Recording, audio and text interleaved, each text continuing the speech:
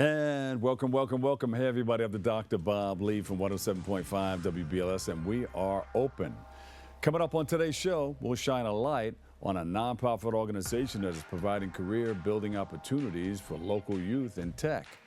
And then we'll highlight a power couple who are using their platform to uplift communities through their team of dynamic speakers across several industries.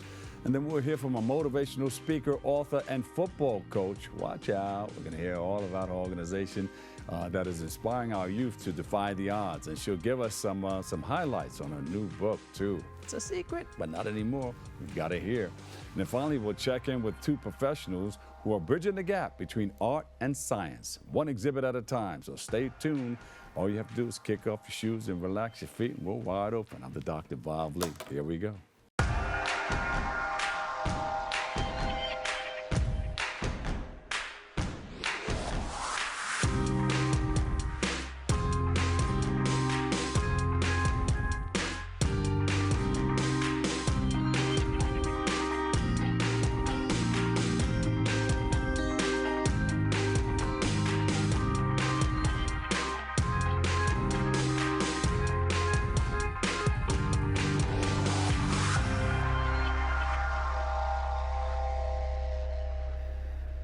Hello, everybody. I'm your host, Dr. Bob Lee, and you're watching Open.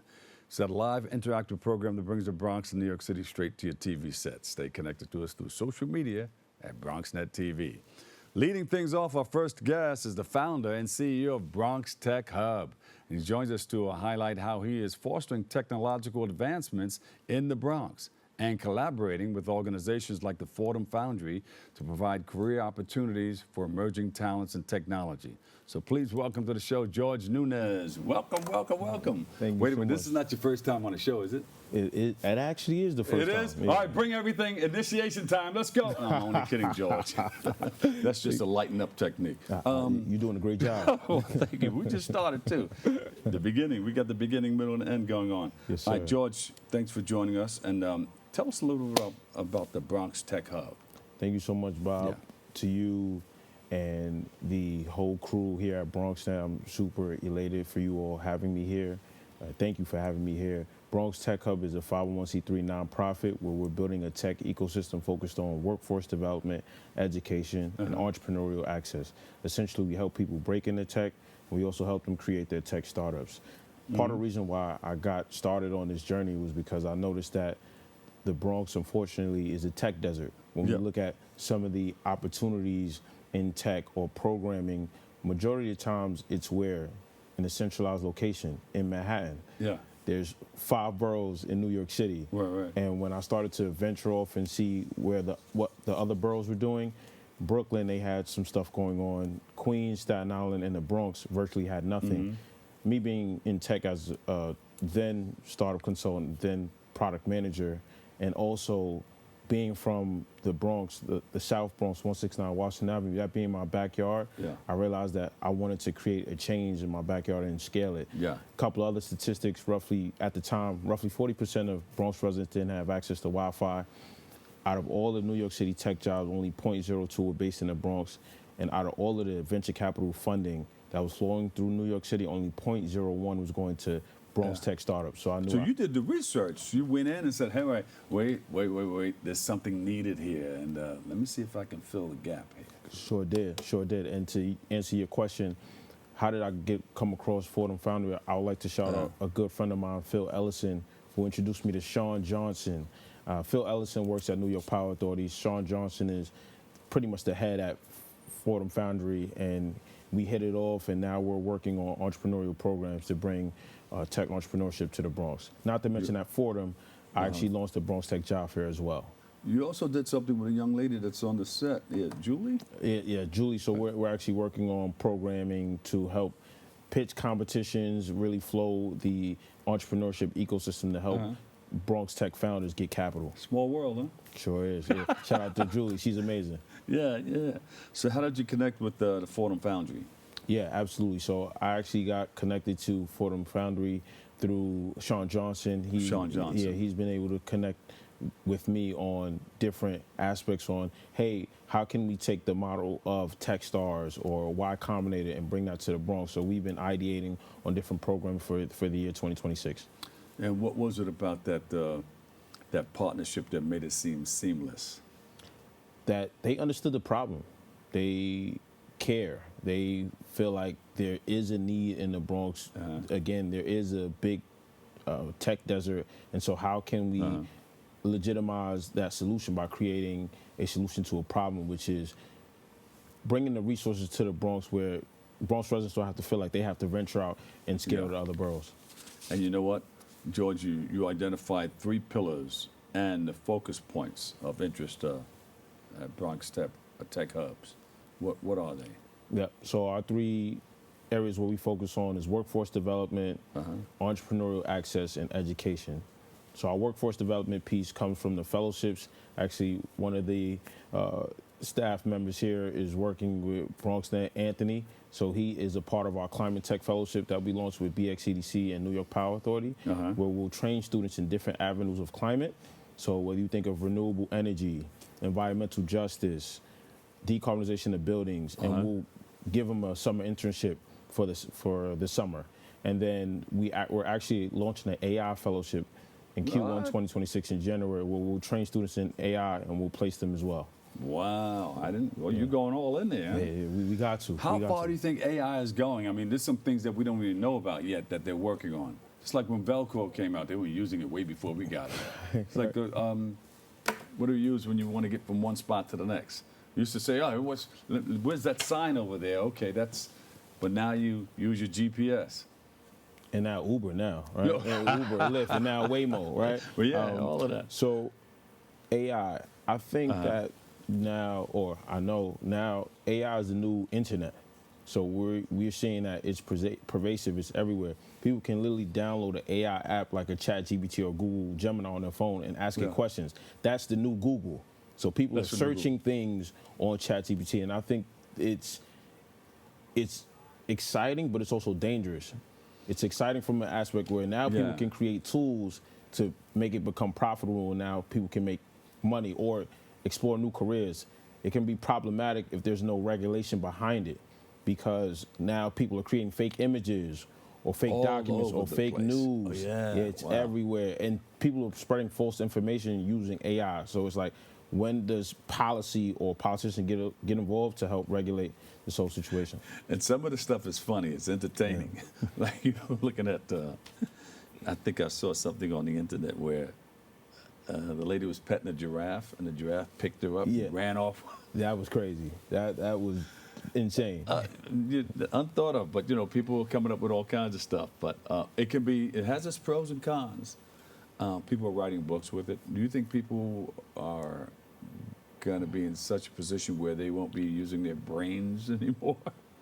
I think the people that understand how to leverage it, I like to think of AI as money, to the point where if you know how to leverage money, you can use it as a tool to leverage it towards your advantage. But if you let money control you, then it'll be problematic. It's the same thing with AI. If you can use it as a tool to get where you need to go, then it shouldn't affect you. I think when you heavily rely on it and you lose that creativity, that's where it becomes a problem. So what's that thing on Instagram where it says, take these classes, learn all these things, about 7, 8, 10 steps, and you'll be unstoppable? You ever see that on there? I haven't. Learning about more and more about AI, going deeper into it. There's like boot camps and things of that nature. That's probably one of those. Yeah, but I mean, it depends on how you want to go about it. You can literally learn AI anywhere. This could be a whole thing on AI. You could do YouTube, ChatGPT, like however. You can write a book tomorrow. You can write a book in a couple of hours. Yeah. George, tell us about the workforce and green tech development that you guys are working with or working on. Absolutely. So, as I mentioned, we just launched this Climate Tech Fellowship through honor of New York Power Authority. Shout out to Phil Ellison and Sandra Bleckman. They provided us with the seed funding to launch this, and we're collaborating with the BXCDC, Bronx Economic Development Corporation. Yes. Where we have a 11th month Climate Tech Fellowship, where we'll train students and then we'll place them at climate tech startups. The reason why we got into this is because we knew that the green energy space is booming. There's so many opportunities there that our people or people within the Bronx space or even Bronx residents don't have access or even have the potential to explore. Yeah. And so we're like, all right, we're bringing these opportunities to you. So this is the pilot program of 8 students. We'll train them. They'll get connected to mentors. And then we'll also schedule site visits where they're exploring different avenues of decarbonization or renewable energy. They're going to the Brooklyn Navy Yard. They're going to see elemental impact, these startup accelerators where they get exposed to how people are creating their climate tech startups from scratch. There you go. And you have a workshop coming up, or you're thinking about it? Thinking about putting it together? We're planning a couple workshops. Last year, we held our flagship events of Bronx Tech Week. We had our Bronx Theme Day, which was a block party with STEM vendors. And we are planning our Bronx Tech Job Fair next year. So we have a couple of flagship events that we're going to do. Yeah, when you get those dated out, and just come back and let us know so that we can maybe bring a camera there or something like that and just mention it, talk more about it. We'll love to have you guys, absolutely. Yeah, be on the lookout. We'll have a flagship event every quarter. So where can people go to learn more about everything that you're doing? Your website, social media? Absolutely. So they can follow. They can follow us on Instagram at Bronx Tech Hub, spelled out regularly. They can, if they have LinkedIn, they can follow us on LinkedIn as well, Bronx Tech Hub. And if they want to follow us on Facebook, we have a Bronx Tech Hub Facebook page as well. Yeah. Just spelled out Bronx Tech Hub, all in one word. I'll give a shout out to some people that are working with you, or some people that you want to partner with. Absolutely. I'm definitely going to give a shout out to the Knowledge House, Prescola's, BXCDC, New York Power Authority, Sankofa House, Verizon, and Bronxnet. I appreciate you all for this opportunity. Thank you. Give us that website one more time. We're going to put it on the bottom there, too. Absolutely. www.bronxtechhub.org. Yeah.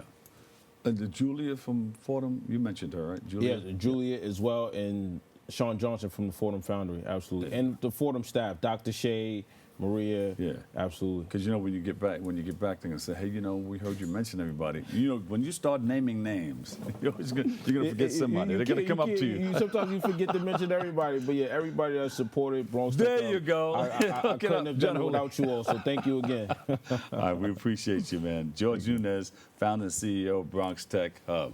Thank you so much, bro. I appreciate it for the opportunity. Come back again, all right? Yes, sir. We'll take a quick break. I've got more. It's all coming your way next on Bronxnet. What's up, creative family? Discover your voice with Bronxnet community media classes. Are you ready to bring your ideas to life? At Bronxnet, we offer television production classes for community members ages 18 and over, empowering you to share your vision with the world. Get certified in field production, in-studio production, and our new exciting addition, podcast production. Once certified, you can create your own show to air on one of our 6 TV channels. It all starts with our free Unleash Your Ideas Masterclass, designed to help you plan your show idea and set you up for success on your production journey. This class is offered at the beginning of each month for your convenience. Our dedicated Bronxnet team is here to support, encourage, and uplift you every step of the way. Join us and become a part of the creative force that engages and inspires the Bronx community and beyond. Sign up today and start your media journey with Bronxnet. Visit bronxnet.org/education to learn more and register. Let's create something amazing together. There's a new channel to explore, and it's bringing the classics back to life. During the day, relive the Bronxnet originals that sparked conversations and built community. At night, dive into the hip-hop throwbacks that defined the generation. One destination, 2 powerful lineups. Now playing on Optimum Channel 952, Fios 2138, and streaming at bronxnet.tv. BX Legacy, where history meets the moment.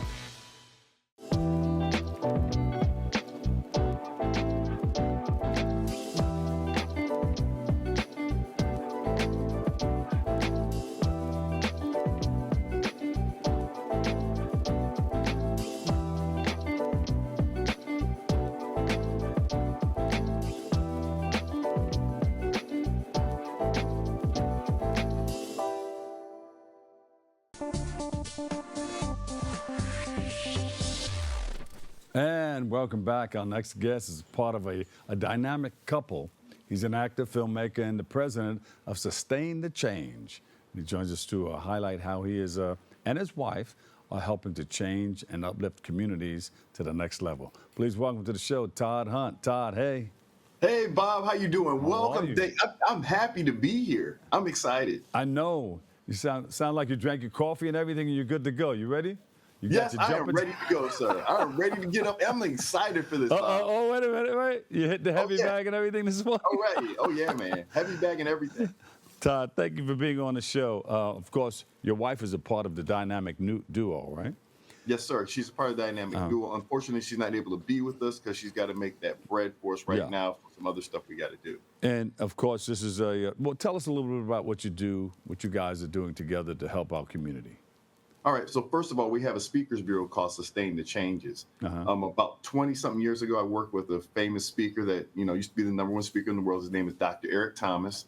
And we made his first video. Yeah, Dr. Eric Thomas. In fact, his mother's part of our speakers bureau. I'll talk about that in a second.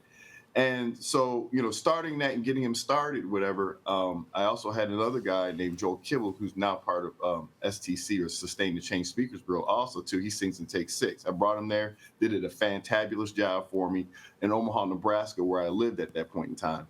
And then I moved to Virginia, and I lost my daughter. And I wanted to make a difference. Yeah, I wanted to make a difference. And I said, you know what? Let's go back to the community. Let's go back to making a difference.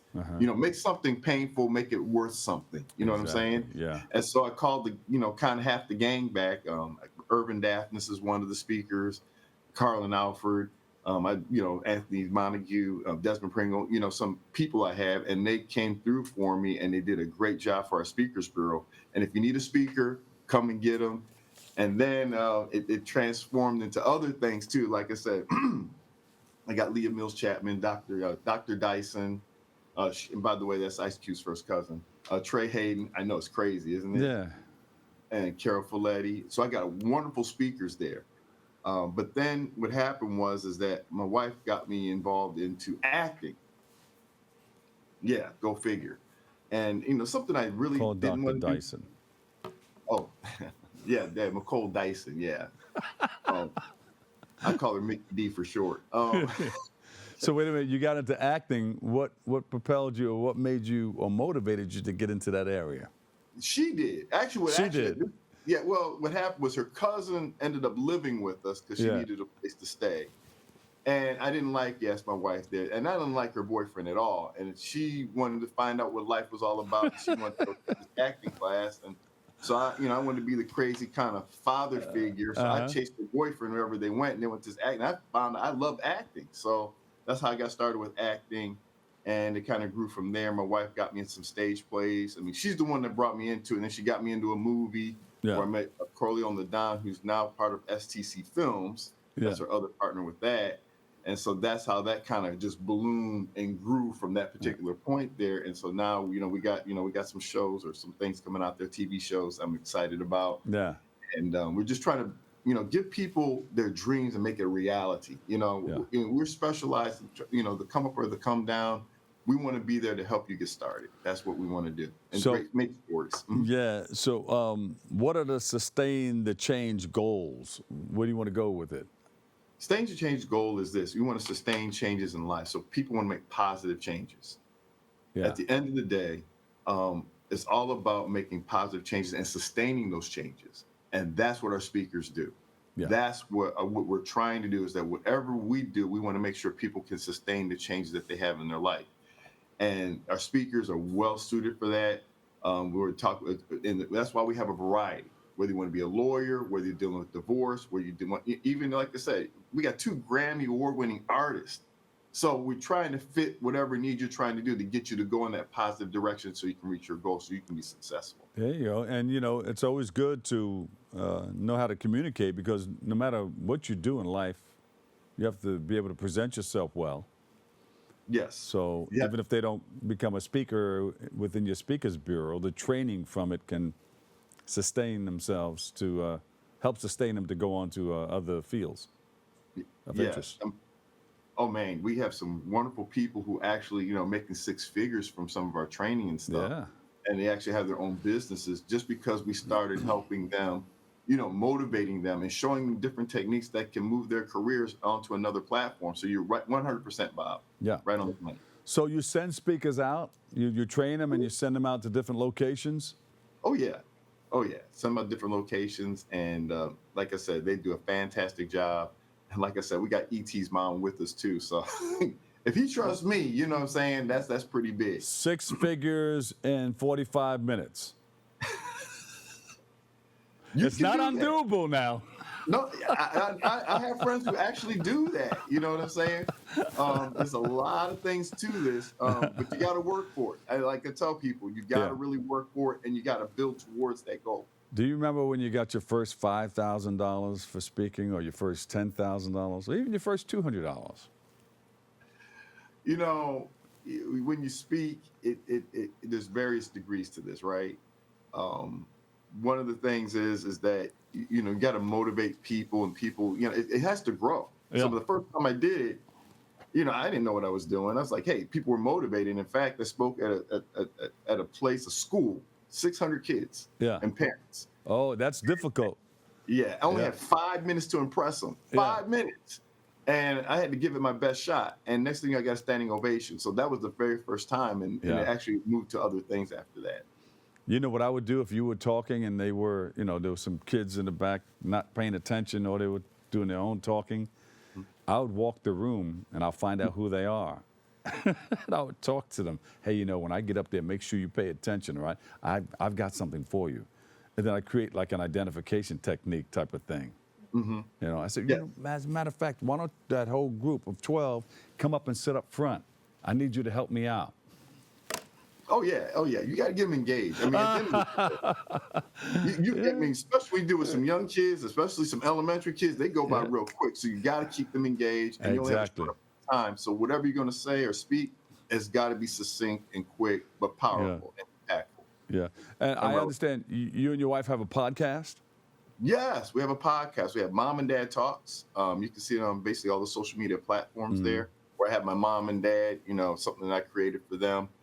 To be able to reach people, to give back, give that, a lot of times we miss the older people giving their knowledge back to us. Right. And in doing that, they're able to, give us some stuff that we don't have. I mean, because right now we don't even know how to fight. Think about it. It's very, very crazy now in this environment where they live, where Jim Crow existed. Yeah. And we may be going back there if we're not careful. So, how do we exist? How do we keep on fighting with everything being rolled back? I know there's a lot of fear and stuff, but we can't be fearful. We beat this before. We just need to go out there and make a difference again. You know what I'm saying? And get stronger. What are some of the topics that you speak about? Oh man, we talk about family. Talk about healing. A lot of people get hurt, so there's a lot of relevant. Then we have special guests that come on the show. There, have some famous comedians. Mike Washington, who works with Cheryl Underwood. He was on it. Where I work with him in some of my films too. But, we just try to make relevant situations and a lot of topics that you can grow from and learn from, especially as young parents or older parents. Yeah. You're doing a lot, man, I tell you, which is a good thing. Not what my daughter tells me, Dad, you're doing a lot. Not that way. But I'm just saying, you have a lot that deals with engaging with people and speaking. And I understand that you have hosted the Abundant Life radio show. Talk about that a little bit. So we did a radio show. I didn't know you did radio. All right. Yeah, I'm doing radio now. JM98 Music for Your Soul with Bonnie DeShawn, who used to work with Tom Joyner. So I'm working with her right now. All right. Saturday up in Chicago. But before that, at KCRO, we had Abundant Life radio show. And it was, once again, it was just an experiment. Someone would say, hey, I think you'd be great on radio. I'd say, okay, I'll try it. They gave us a horrible slot, 7 o'clock on Saturday night. And if you don't know, it was a bad slot. You don't have a lot of people per se coming out, but we took the slot and they liked it so much they turned it from a half an hour to an hour to 2 hours, and then they moved us to Sunday, and then I moved to Virginia, and then the show kind of stopped. Wow, see, you shut it down. Yeah, it's like when I brought Chris Rock out on stage at the Apollo Theater. This little kid backstage, I was hosting amateur night, and he was like, he said, bring me out there. Introduce me to the people. And I kept looking at, who's this guy? Bring me out there, introduce me to. So I said, all right, I'll bring you out there, my next break. So I get out there, ladies and gentlemen, I want to introduce you to a young man. He wants to present himself to you and let you know who he is. He grabbed the mic and said, "What's up, mother?" And I said, "Oh, shucks. My career at the world famous Apollo Theater is over. They're not going to let me host." And they ran up, the producers ran up, "Who is this guy? Get him off the stage." So he said, "I'm Chris Rock." He finished up, and I'm about ready to come out and do my thing. And he dropped the mic on the stage floor, and the speaker said, he almost blew out the whole system. They told me, of course I was reprimanded and everything, but I told him about it years later. I said, "Hey, remember I brought you on stage?" He just died laughing. He died laughing. I said, "You almost got me fired, man. You owe me." So he put me in one of his movies. Oh, great. What's that movie he was on, Roosevelt Island? I forgot what it was. Anyway, it's not about me. Let's talk more about you. It just brought me back. Yeah, it just brought me back for a hot second. My producer's asking questions, too, in the headphones. Say it again. Say it again. One more time. Church Life Chronicles. Church Life Chronicles. Because he wants to attend the church. There you go. Yeah, Church Life Chronicles. So this is the new TV show that we're working on having out right now. The details I can't state right now. We're going to be on a television show, in Florida. They're going to start playing it. So we're really excited about that. It's not demeaning the church. It's about church life. Yes. And how we can just work through things. Once again, we want that positivity because we got tired of the negative impact or negative stories that are told about us. We do have to deal with some negative things, but we try to turn it into a positive way, kind of like what we grew up in the 70s and 80s where it had a meaning behind it. Yeah, I mean, it's like a family, a church family. There's all kinds of things that take place in there, But we're going to go through stuff, and we try to say, how should we handle it, right? Or sometimes people don't handle it well. That's okay, too. But whatever you fall into, hopefully you see yourself and see how you can get better from it. Yeah, problem solution. You know the problem. Let's see how we can fix it. And God first. Let go. Let God. Yes. And let it work from there. And that's 100, and that's what we're all about. In fact, one of the reasons why we started STC Films, because we were in another film. We said we want to do something different. Shout out to my man Corleone once again there. He said, "Todd, and a guy named Reggie Ballard." You said, "Who's Reggie Ballard?" He's a guy who played on Martin Lawrence, Brother Man on the Fifth Floor, right? And one of the things that one of the reasons why we did create is to raise money to actually do the show that we're going to put Reggie in. It's called Finance Department, and he loves it. He says, "Kind of reminds me of Martin." I say, "Dude, yes, but we want to do it right." So we want to make sure we have a lot of money behind it, so you look really, really, really good. Not saying they don't look good. It's just that it's just. You know how it goes. You got to just do whatever you can do to get where you want to get. Todd, what do you want people to know? You got a minute. What do you want people to know in 1 minute? Okay, what I want to know in 1 minute. So basically, in essence, I'll be up in Newark, New Jersey here in January 17, 2026 for Angels Palace. I'll be being assistant director. See Church Life Chronicles. Shout out to John Blaskin, who's a fashion show, will be there. Look, Sustain the Changes. Come call us, sustainthechanges@gmail.com. Hit me up if you want any of our speakers or you want to get involved and be a part of the movement. Thank you, and Bob. Big shout out to Wifey. Yes, and she's gonna get you, man. She's gonna get you. Shout out to my wife, Swehla Hunt. Okay, I am married. Believe it or not, I am. Maybe not after this, but I am married. Todd Hunt, actor, filmmaker, president, Sustain the Change. Keep it going, my brother. Thank you so much. Thank you, Bob. Appreciate Bronx you. Strong. I'll see you later. We'll take a quick break. I've got more. We're coming up. We're going to hook you up next on Open. 19.7% of Bronxites currently experience food insecurity. Meanwhile, instead of these nice, colorful foods, this is the best food that they have access to. If this sounds like you, there are a bunch of resources to get healthy food for free or cheap. If you want to help, you might consider donating or volunteering in one of these places. Community fridges like this one are all over the city and allow New Yorkers to conveniently donate extra food to people who might need it. Go to this link and find your nearest one. Food banks and pop-up events like these provide millions of healthy meals to families in need. These organizations are distributing meals to Bronxites as we speak and are always accepting donations and volunteers.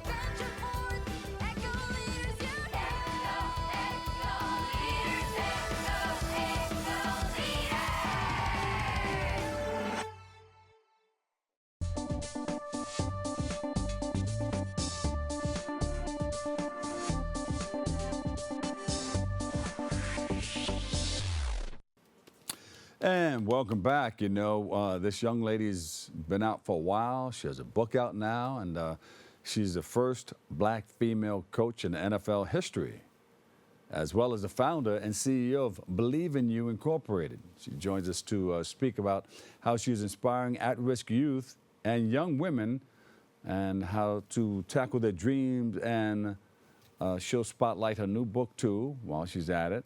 Colette's Courage, that's the name of the book, and we welcome Collette V. Smith to the show. Collette, welcome. Hey, How are you? thanks for having me. Collette, you've been doing this for a while. First of all, tell us how you got involved in becoming the first black female coach in the NFL, in NFL history. Yeah, I mean, I played pro football as an adult at 42 years old, and started doing the marketing for my women's pro football team here in New York.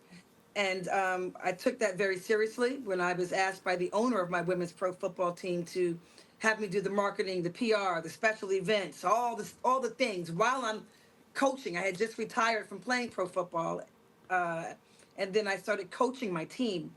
And then I got another duty of doing all the behind the scenes work, you know, all at no pay, no pay, you know, but it was a passion for me. So I reached out to the New York Jets about them helping my team. I was in search of looking for a job, right? I was just looking for support from the New York Jets to help my women's pro football team. And then I got to meet Coach Todd Bowles one day, and there you go. The rest is history. The rest is history. And you played with the New York Sharks, right? In the Women's Football Yeah. Alliance. Well, yep. How's that Yeah. experience? And what position did you play? I was safety. I played defense. I like hitting legally. So I was playing defense. I was a safety, and I was also on special teams. Yeah. But, you know, I originally wanted to be a running back. You know, Franco Harris was one of my favorite players. Curtis Martin. I can go on and on. But I wanted to be a running back, so I thought, until I got hit the first time by these big chicks. And I was like, you know what? Maybe I should do the hitting. So I moved over to the defense. I understand it. Yeah. Yeah. Speak about your experience in the NFL now and your relationship with the Jets organization. Well, I no longer work in the NFL, but I will say that catapulted me to what I do today with my organization called Believe in You Incorporated. But while working with the Jets in 2017, as the first woman they've ever had as a coach in their franchise history, it was quite exhilarating. It was more than I had ever dreamed for myself. You got to understand, as a woman and as a black woman here in America, the challenges that we face are very extreme, and the odds are against us. And then if I think back being a little girl, being told you're not allowed to play football because you're a girl. Now, see, years ago, I'm going back, way back. Go ahead. I'm in my 50s now. Oh. But going way back, you know, they would tell you in your face, you can't play because you're a girl. Well, today that's illegal. But what I'm getting at is I never had a dream of being an NFL coach, where that dream was stolen from me. Right? So I'm here today to change that playing field. I've leveled some of the playing field. So now it's game time. Every day for our black youth. It's game time, baby. Let's go. Yeah. Now, what are some of the things that you spoke about when you were a coach? Were you stern? Were you, smooth? Or Look, you got to the point? I was, they they didn't mess with you. No, none of the players messed with me. None of the players messed with me. In fact, they liked when I was out there. They said to me, you know, I have a daughter or two. Some of these guys had kids already, and they were saying, I've never thought about playing football with my daughter because she's a girl. Yeah. And I said, why not? We like football too, you know, and some of us don't like it, but you never even gave her a chance. Yeah. And he's like, but you know what? Now I'm changing that. So that was a big highlight for me. And the guys, you know, when the guys would piss me off, and they did a lot. They did a lot because I expected excellence. you know, and you're getting paid to play this sport that you love. I played this sport for free, you know, and so I got really angry. In fact, I'm channeling all that right now, just thinking about it, because you're getting paid millions of dollars to play a sport you love, and you're not giving me 100% effort all the time. Yeah. So I used to talk about my women's pro team, how we did it for free, and how we got change in the back of our car from our trunk in the parking lot. You know, we left our jobs. I left my job doing real estate, from the office in high heels and a business suit with a briefcase to carrying football bag with helmet, cleats, and all my badges in it Tuesday, Thursdays, and Saturdays. And you can't play football in high heels. No, I mean, I probably That'd be like could, one but, cleat in the turf. You know, right, and be stuck there. But, you know, it's it's a mindset of me, so the guys knew I wasn't messing around. Yeah. So how did you start your organization, Believe in You Incorporated? I made the hard decision to leave the NFL, to start Believe in You Incorporated, to empower women and to empower our Black youth. Unfortunately, we're still underserved, underrepresented, and I want to change the game with what I have done in my life that is so unconventional, unorthodox, not seen too often, to give our children hope, to give them something to think about, the unimaginable. Start dreaming bigger for yourself, you know, and realize that old keys don't unlock new doors. So if you keep staying with the same keys you have, you're going to be in the same doorway. I want you to start thinking bigger. So, you know, today, Believe in You Incorporated is my jumping board for me to do public speaking. So I'm a motivational speaker today. I am an inspirational speaker. I do commencement speeches. I do keynotes for major companies, Fortune 100s, from Amazon to Intel to Airbnb. I've done them, and I will continue to do them because those big paychecks help me doing the work that I do for our community. There you go. And you know, we just had a person on that deals with that. His name is Todd. Maybe our producer can connect. But my producer's in the business of connecting people too. So maybe he can put you in touch with Todd. Put me in, Coach. Coach. Put me in. How many times do we have to ask that when we're playing ball? Coach, I'm ready. Put me in. Put me in, man. I did the work. Come on, man. Beautiful. So, who are some of the communities that you serve, or who or where? So from Compton, California, to Detroit, Michigan, to the Bronx, to Queens, New York, to everywhere in between. Ohio, I get Kansas City. So what happens is I get school principals or people that are on school boards across the country and beyond, by the way, to say, you know, we've heard you speak here and here. Can you please come out to visit some of our schools in our district? And they put me on a plane, put me up in a hotel, and I speak to 2 or 3 schools a day for about 3 or 4 days. Yeah. And here in New York. So. And it's easier for a person who's passionate about giving back to the community. When you have that feeling of wanting to go out and help somebody else get what they need out of life, it all comes to you. It makes it easier. And it makes it look easier to everybody else, but it can be a tough thing to do if you don't have that sincerity and that passionate about what you want to do. Oh yeah, for sure. You know, so for me, I was always channeling the struggles that I went through. Yeah. And I know I can't be the only kid back in the day that had these, you know, struggling with, am I worthy? Mm-hmm. You know, and so I don't want any child, especially our Black babies, to go around to live not realizing that they are exceptional and that you have the power to do anything that you imagine you can do. That's right. Our kids deserve the best, and I can't wait to get there to them. I mean, it's I've devoted my life to empowering our youth. There you go. And let everybody know about her book, Tell me about that the new book that you have out. Oh my Because goodness. you've come My through book. it. Now you got this book. You're an author now too. What? Ah. Yeah. And you know what's interesting is that I hate to write. I hate to write. So if you ask me to send you an email about something we just discussed, I'm probably cursing you out. Like, oh man, now I You gotta sound write like this Ann email. Tripp. I already told him. But you know, but apparently I love a good challenge. So Collette's Courage came into being. It's something that I had to do. It's Yeah. talking about knowing yourself. It's talking about anti-bullying, realizing the power within, supporting your friends and your friends supporting you. Like, for instance, I always tell our kids not to be around people that you know are doing the wrong things. Because ultimately, you know, birds of a feather flock together.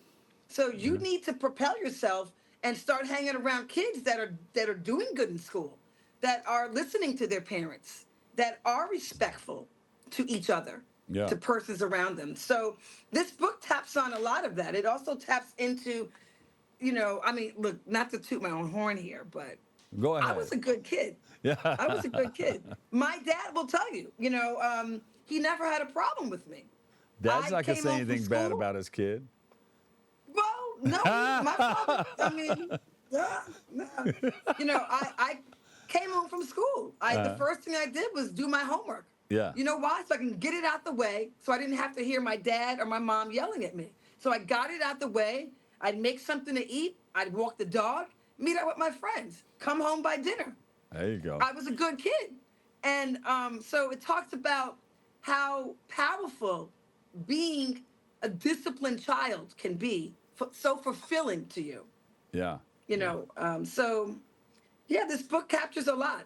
It absolutely captures a lot. It captures, you know, I remember the boys laughing at me when I said I wanted to play football with them.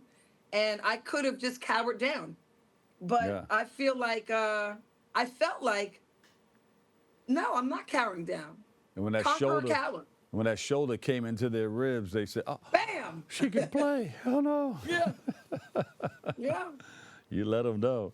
Listen, where can we get all of your information that you're talking about today? Is it So you social media can, website? Yeah, you can go on my website. My website is bny-inc.com. So that's BNY. There's the N. The N is not an I, it's N. So Yeah. it's Believe in You Incorporated. So bny-inc.com. And you can also find me on Instagram under Collette V for Victor. That's Collette V Smith. V for victory. Yeah. Hey, Collette, That's thank right. you. Thank you for everything that you're doing, man. We love you. We appreciate you. And maybe we get Thank out you there and for throw the having me. ball every now and then. Or maybe Hey, watch let's the go, Super baby. Bowl together. I can't. No, I don't watch football with people. I can't do it. You gotta do it wouldn't by like me yourself? watching. I mean, I usually go to the Super Bowl because I do events. That's right. The last for time I Super spoke Bowl to you, you week. were going to the Super Bowl. Okay. Yeah. I've been every year. I go every year. I think the only time I didn't go was during COVID. All right. We'll break some bread that at was a another safety time issue. then, okay? Yeah. Listen, Yeah. thank you for coming on, and good luck with what I find out about your book signing and everything on your website. Good luck with Thank everything, you so all much. right? Okay. All right. I love you. Love you too, hon. All right. Bye-bye. Collette V. Smith, author, Colette's Courage. We'll take a break. I've got more. It's all headed your way next on Open. We are the Eco Leaders.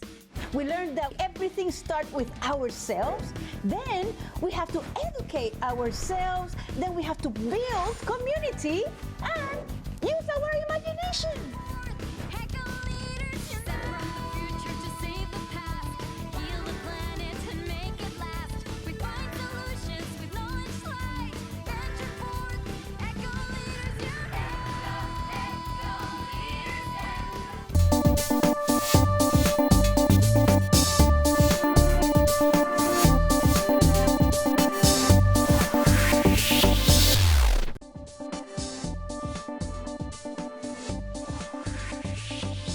We'll have some fun. All right. And welcome back. Our last guests are the co-founders of Art Science Complex, and they join us to highlight the services that they are offering to their community and speak about how they are, well, they're bridging the gap between art and science. So please welcome to the show, Julie Rauer and Bruce Gemmell. Welcome. Did I say it right? Yes, I'm Gemmell. in there. Yeah, Gemmell. Good job.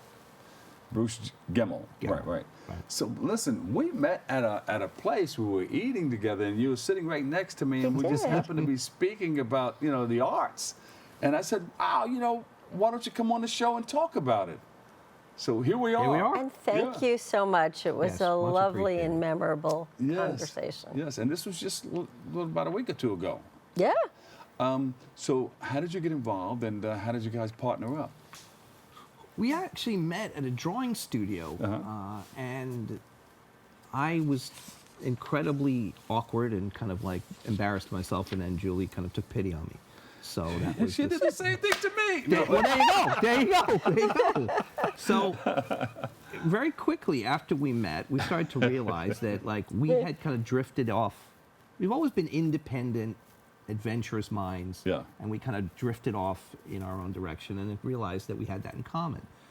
So, one of the things people ask is like, well, you're connecting art and science. It's like, no, we're not. Art and science are connected. It's just that we're trying to get people to understand that. Yes. I mean, Leonardo is my hero. I think both of our heroes. Yes, absolutely. And I think the reality is he made it clear that we investigate nature. We could use a pencil, we can use a brush, we can use a telescope, microscope, but we're all doing the same thing. We just use different tools. Yes. So art and science are basically separated because people don't understand the connectivity. But we're trying to get people to understand that they've never been separated.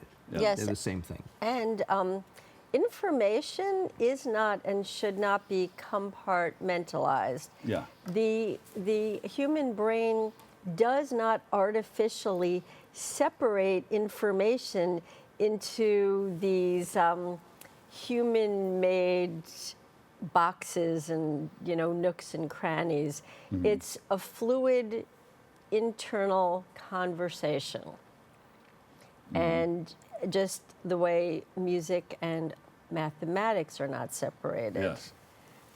It's the same thing. Right. It reminds me of when I first wanted to get into chemistry and biology.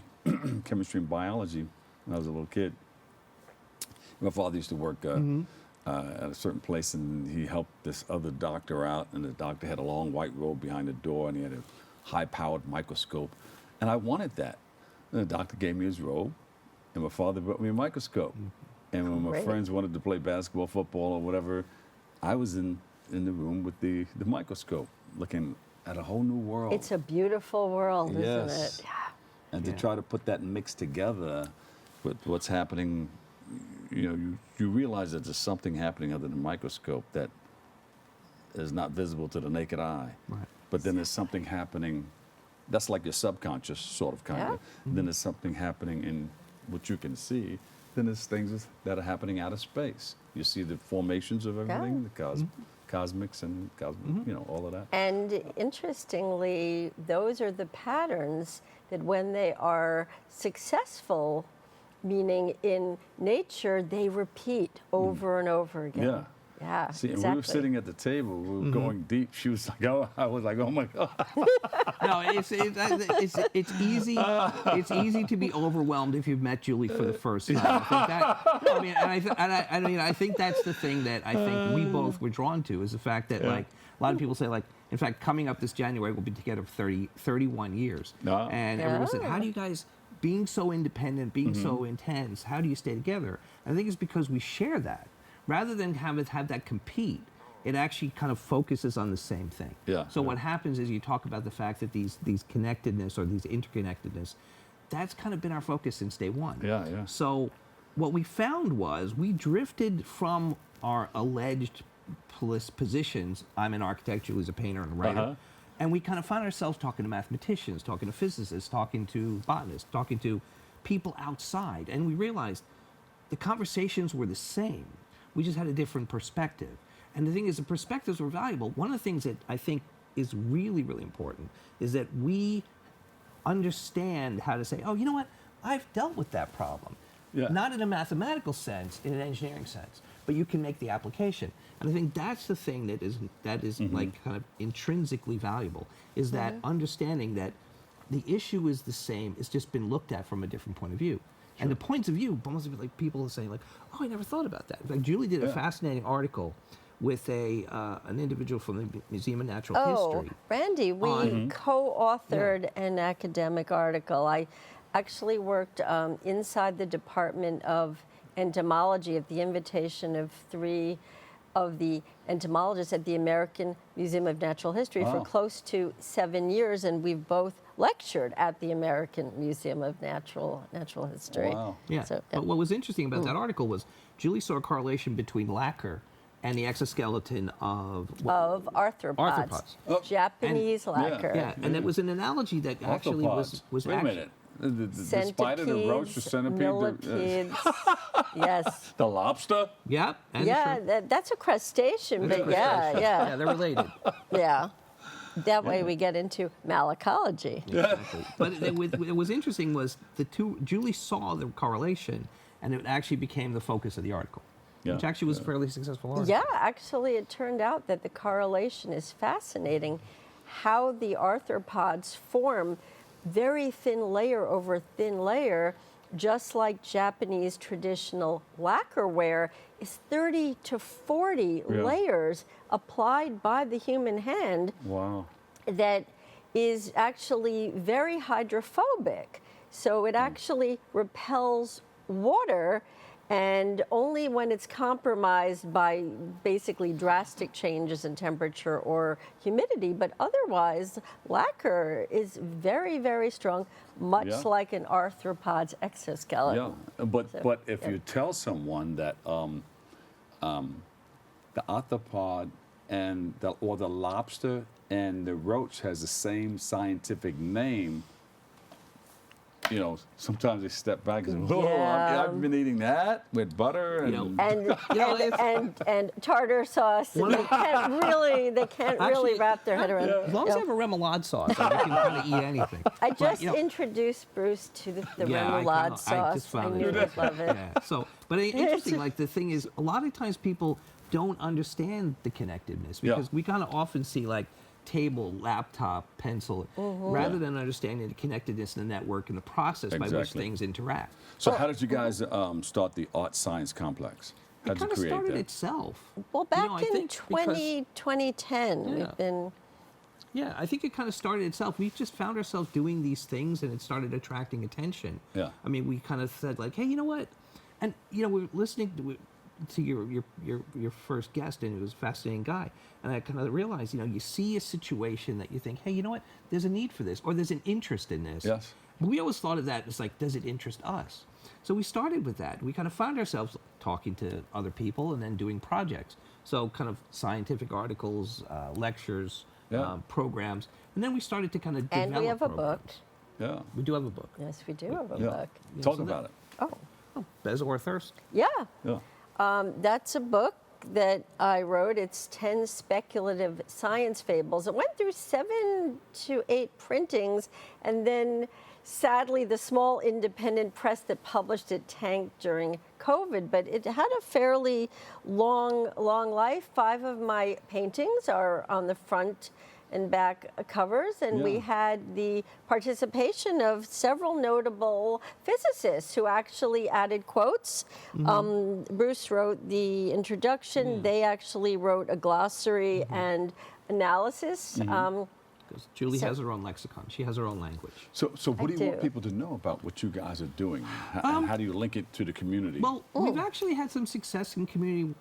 When we were in California, we actually have a day named. We have like Art Science Complex Day. We actually it's October do. 5th. I got about a minute left. So Okay. we, So we go ahead. Okay, I will just say the way it has been linked is, for example, we were invited to give the keynote address at the National Gallery of Art. We were invited by the state of Maryland, which then based the entire art program for the next year for all their public school systems on our work. All right. So that impact, from everything to scientific journals to our books, we also were working on a 6-month grant for the Alzheimer's Association, doing drawing and writing memory retention workshops that were so so successful, so effective, that the Parkinson's Association started sending their people to our Alzheimer's Association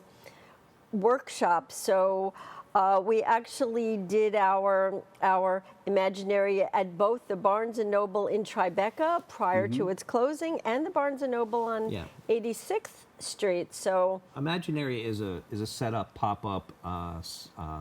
it's a building, platform that writing, model building, painting workshop where we are visualizing interdisciplinary science through metaphor and analogy via painting, drawing, model making, and writing. So this encompasses everything, which, And this is all on the web. You have a website? We have a Yes, website. we also have a YouTube channel, And a YouTube Art channel. Science Yeah, Art Complex Science Complex YouTube channel. Yeah. And we have a website, artsciencecomplex.com.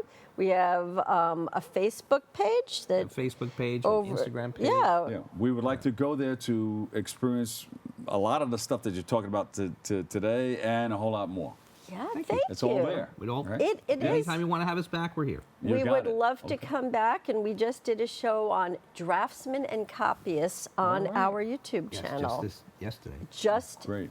just All right, so yesterday. we'll post some of that stuff on the bottom here, and we'll would let be people so know that nice. this is going on, and now people know. Here we go. And There we you go. are the visiting interdisciplinary architecture jury critics at CCNY Spitzer School of Architecture. We come in at the midterms, at the finals, and have been since 2018, Oh wow! Before COVID. prior Thank- to COVID. Thank So, you. Thank you guys so Sorry, much. it's a lot thank to you. squeeze in. Yeah, but they're giving me a hard rap right no, now. no, There okay. you go. Julie Rauer you. and Bruce Gemmell, founder and Art Science Complex. The both of them, they Thank got you together so and they said, much. hey, let's do this. Well, thank you so much. Unfortunately, that's all the time we have for today's show. We want to thank you, our guests, for joining us, you, our viewers, for tuning in and checking it all out. Keep following us on social media at Bronxnet TV. You may join us next week for new episodes also. Always remember this, what you are is God's gift to you. What you make of yourself is your gift to God. To choose your choice, let the choice control the chooser. And I'll see you over 107.5 WBLS. I love you all.